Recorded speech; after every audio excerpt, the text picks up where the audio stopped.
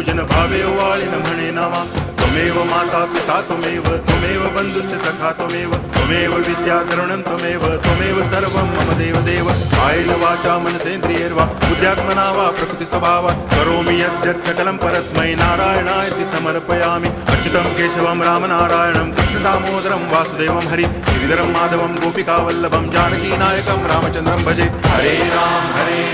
Ram Ram Hare Hare Hare Krishna